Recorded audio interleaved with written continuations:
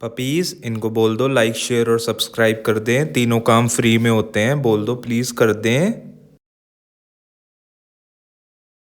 Good morning everyone. सुबह के 5:30 बज रहे हैं। डॉक्टर मनास का फ़ोन है अभी अभी कि उनको छोड़ कर आना है बस स्टैंड। छोड़ कर आता है उन्हें फटाफट, उन्हें जाना है उनकी ड्यूटी अब करनाल में। डॉक्टर मनास को छोड़ कर आ चुका हूँ फाइनली।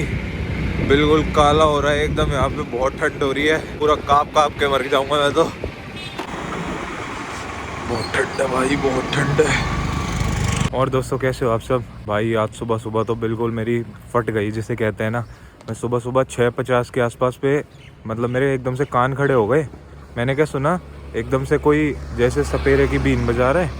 वो असल में था कुछ नहीं, सपेरे की बीन नहीं थी, पीछे से ट्रेन की आवाज़ आ रही थी। वो ऐसे ही लग रहा था, वो एक का हॉर्न कोई और सी ट्यून का था, एक का हॉर्न कोई और सी ट्यून का था। दोनों ऐसे लग रहे थे कोई बीन बजा रहा है। तो मेरे को लगे कि भाई ये तो कोबरा आ गया मेरे रूम में। और मैं भाई देख रहा हूँ ये 2 कोबरा है और आवाज़ भी आ रही है छ करने की। भाई मेरी तो हवा टाइट हो गई। मैंने क्या किया फिर, मैंने करण को फ़ोन मिलाया फटाफट। करण का फ़ोन वाइब्रेट कर रहा है, मेरी और हवा टाइट हो रही है। उसकी वाइब्रेशन की आवाज़ मेरे रूम तक आ रही है, वो पता नहीं कहाँ अपना ही सोने में लगा पड़ा है। फिर मैंने जैसे तैसे सुखबीर को फ़ोन किया, सुखबीर को बुलाया। सुखबीर आया मेरे रूम में, कहता भाई तू उठ के भाग जा। अरे भागू कैसे, सामने सांप दिख रहा है। फिर कहता लाइट जला के देख, लाइट जला के देख कौन सा है।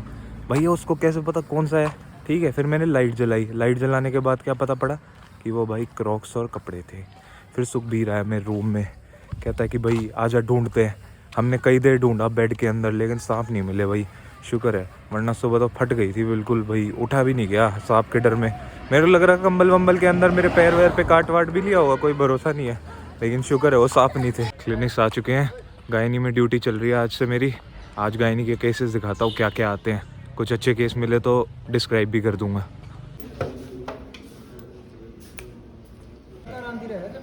नाम ना दे वहाँ जब बजाओ है पहला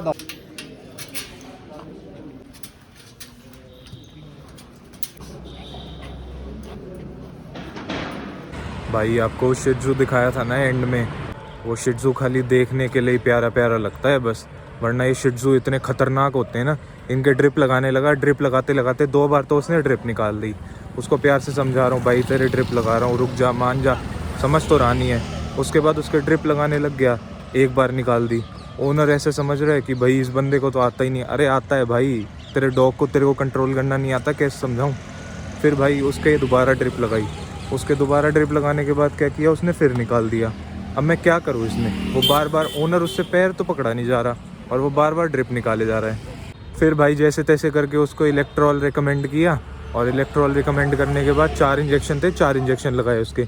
अब 4 इंजेक्शन में भी 1 इंजेक्शन लगाते लगाते, जबकि सबसे छोटी सुई से लगा रहा हूँ उसके इंजेक्शन, पता नहीं उसके क्या दिक्कत हो रही थी। फीकल सैंपल लेने लगा, फीकल सैंपल में मेरे हाथ पे काट लिया। अरे भाई कुछ करा थोड़ी है, तेरे सैंपल ही तो ले रहा हूँ और बिल्कुल प्यार से ले रहा हूँ। ये भी नहीं कि भाई उसको टॉर्चर कर रहा हूँ, उसको ज़बरदस्ती इधर उधर फेंक रहा हूँ। जैसे ही बैठा हुआ है वैसे ही नॉर्मली ले रहा हूँ, फिर भी उसके दिक्कत थी। अब ओनर को तो यही लगता है भाई कि भाई इनको हैंडलिंग नहीं आती, इनको कुछ संभालना नहीं आता ये सब। अब क्या कर सकते हैं इस चीज़ में। फिर उसकी मसल में इंजेक्शन लगा रहा हूँ ट्यूबरकुलिन सिरिंज से, उसने मेरा हाथ ही काट लिया। भाई जी जान लगा दी, 2 बारी ट्राई करा, दोनों बारी हाथ कटवा लिया, लेकिन finally blood sample faecal sample भिजवा दिया। अब देखो इस डॉग का क्या होता है। बाकी इन डॉग्स को भी थोड़ा समझना चाहिए, हम तो इनको ट्रीट ही करना चाहते हैं, हमें क्यों काट लेते हैं यार। अब मेरे को रेबीज़ का इंजेक्शन लगवाना पड़ेगा। बाकी ऐसा कोई कम्युनिकेशन का डिवाइस होना चाहिए था कि जो डॉग पहले से ही ट्रीटमेंट करवाने आ रहा है और जिसको आराम लग रहा है ना, वो अपनी भाषा में समझा दे भाई तेरा ट्रीटमेंट हो रहा है, तू बढ़िया हो जाएगा, फिट हो जाएगा। लेकिन ऐसा कोई सिस्टम है नहीं इनके अंदर शायद, बस पूरे दिन भौंकवा लो। डियर पार्क जाने का टाइम आ गया है, बस आ गई है। ट्रैवलर बोलते हैं इसको, क्या बोलते हैं? ट्रैवलर साफ सुथरी एकदम। चलते हैं। हाउस द जोश। हाय।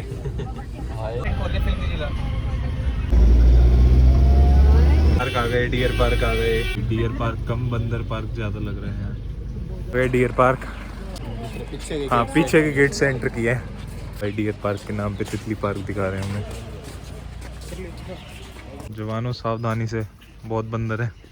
हाँ यार बहुत सुंदर जगह है ये तो। 48 एकड़ ये एरिया, ये तो ठीक है, लेकिन इन जानकारियों हेलो।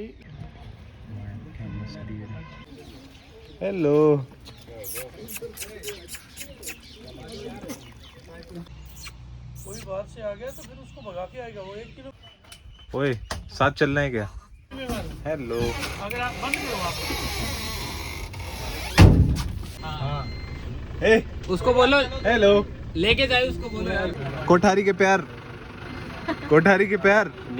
तो फाइनली डियर पार्क से आ चुके हैं और आज सर ने एक बहुत अच्छी बात बताई।